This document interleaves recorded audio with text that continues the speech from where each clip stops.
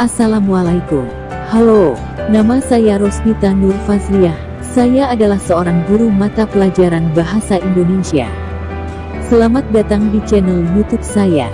Saya akan menayangkan sebuah video pembelajaran daring mata pelajaran Bahasa Indonesia untuk kelas 7.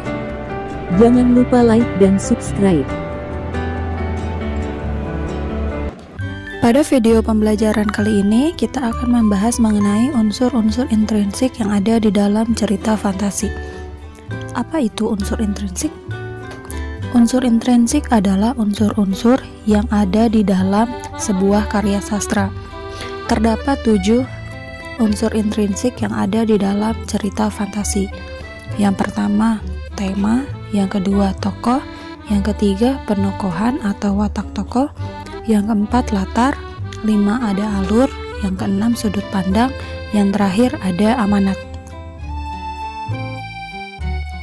Unsur-unsur intrinsik yang terdapat pada cerita fantasi yang pertama adalah tema. Tema merupakan sesuatu yang mendasari cerita. Tema juga kedudukannya lebih tinggi daripada judul. Unsur cerita fantasi yang kedua adalah tokoh. Tokoh merupakan pemeran atau pelaku atau orang yang berperan dalam suatu cerita. Terdapat 3 jenis tokoh. Yang pertama, tokoh utama yang merupakan tokoh yang menjadi sentral dalam sebuah cerita. Cerita itu menceritakan tentang si tokoh utama. Yang kedua adalah tokoh pendamping. Tokoh pendamping adalah tokoh yang akan membantu tokoh utama. Dia yang akan biasanya menjadi orang-orang yang terdekat atau orang yang berhubungan langsung dengan tokoh utama. Yang ketiga adalah figuran. Tokoh figuran adalah tokoh yang hanya muncul sesekali saja dan itu tidak berpengaruh besar dalam sebuah cerita. Unsur intrinsik yang ketiga adalah penokohan atau watak atau sifat. Setiap tokoh memiliki watak, sifat, karakter sebagai ciri khas dan berfungsi sebagai salah satu penggerak cerita. Terdapat 3 jenis penokohan. Yang pertama, protagonis. Yang kedua, antagonis. Yang ketiga, tritagonis. Protagonis biasanya digambarkan sebagai tokoh atau sosok yang baik, sedangkan antagonis adalah tokoh yang buruk. Yang ketiga adalah tritagonis, yaitu penengah. Biasanya pemeran utama itu memerankan sebagai protagonis dan lawannya adalah antagonis. Dalam sebuah cerita selalu seperti itu, selalu ada yang baik, selalu ada yang buruk. Tidak mungkin sebuah cerita semuanya menceritakan yang baik tanpa ada yang buruk, dan itu yang akan menjadi bumbu dalam sebuah cerita. Yang keempat adalah latar, yang merupakan keterangan mengenai waktu, tempat atau ruang dan suasana yang terjadi dalam sebuah cerita.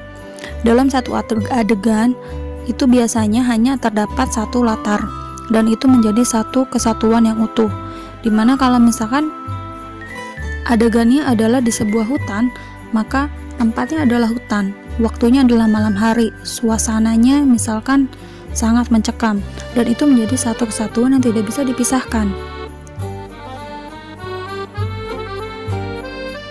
Unsur yang kelima adalah alur. Alur merupakan rangkaian peristiwa yang terjadi dalam cerita. Fungsinya adalah sebagai penggerak cerita agar lebih hidup dan menarik. Alur dibagi menjadi 2 jenis. Yang pertama adalah alur lengkap. Dimulai dari orientasi, yaitu pengenalan latar terjadinya cerita, siapa yang mengalami, lalu nanti akan muncul masalah, lalu masalah memuncak dan ada pemecahan masalahnya. Jadi itu diibaratkan sebagai sebuah segitiga, dimana pengenalan masih biasa saja, lalu mulai ada rangkaian kejadian, itu berarti munculnya masalah, lalu akan memuncak yang disebut sebagai klimaks. Klimaks adalah puncak dari masalahnya, namun setelah itu pasti ada resolusinya. Yang kedua adalah alur yang dimulai dengan munculnya masalah. Jadi tidak ada pengenalan, tapi langsung kepada masalahnya apa. Masalah mulai memuncak, lalu ditutup dengan pemecahan masalah. Unsur yang keenam adalah sudut pandang. Sudut pandang merupakan cara pandang pengarang menuliskan ceritanya. Sudut pandang bisa juga diambil dari pandangan salah satu tokoh. Terdapat 3 jenis sudut pandang. Yang pertama adalah orang pertama tunggal, orang ketiga tunggal, dan orang ketiga serba tahu. Apa bedanya? Orang pertama tunggal biasanya ceritanya menggunakan dari sisi aku, keakuan. Yang menceritakan adalah aku atau saya. Sedangkan orang ketiga tunggal itu biasanya yang menceritakan adalah orang lain, tapi orang lainnya terbatas. Tuh, misalkan terdapat 3 orang sahabat dalam sebuah cerita. Kita menceritakan dari sisi penulisnya, tapi hanya terfokus pada satu tokoh saja, menceritakan si A, si B, dan si C. Itu hanya dalam melibatkan seperlunya saja, tidak mendetail. Tapi kalau orang ketiga serba tahu, itu yang menceritakan adalah si penulisnya, tapi penulis itu tahu semua tentang si A, si B, si C secara mendetail. Kita ambil sebuah contoh cerita. Misalkan ada 3 orang sahabat yang pergi ke sebuah festival kembang api. Dari sudut pandang orang pertama tunggal, maka ia menceritakan ceritanya sebagai aku.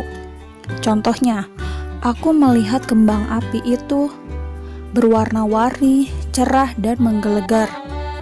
Itu dari orang pertama, menggunakan kata aku yang melihat, aku yang merasakan, aku yang mendengar. Tapi kalau misalkan orang ketiga tunggal itu menceritakan, misalkan si A namanya adalah Ani, B adalah Budi, C adalah Caca. Lalu si penulis menceritakan, Ani melihat kembang api dengan penuh rasa kagum. Ia berdecak karena suara menggelegar, warna-warninya yang begitu memukau, dan lain sebagainya. Maka penulis hanya berfokus pada perasaan si Ani, apa yang Ani lihat, apa yang Ani rasakan, apa yang Ani dengarkan. Sedangkan kalau misalkan orang ketiga serba tahu, maka penulis menggambarkan bukan hanya dari si Ani, tapi penulis juga menggambarkan dari si Budi, dari si Caca. Perasaan mereka bertiga itu semuanya harus diceritakan. Itulah bedanya sudut pandang orang pertama tunggal, orang ketiga tunggal, dan orang ketiga serba tahu.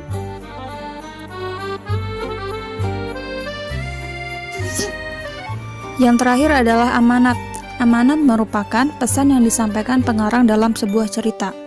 Dalam cerita fantasi, pasti terdapat amanat atau pesan apa sih yang bisa kita ambil dari sebuah cerita tersebut, dan biasanya pesan moral tersebut yang menjadi pembelajaran untuk pembacanya.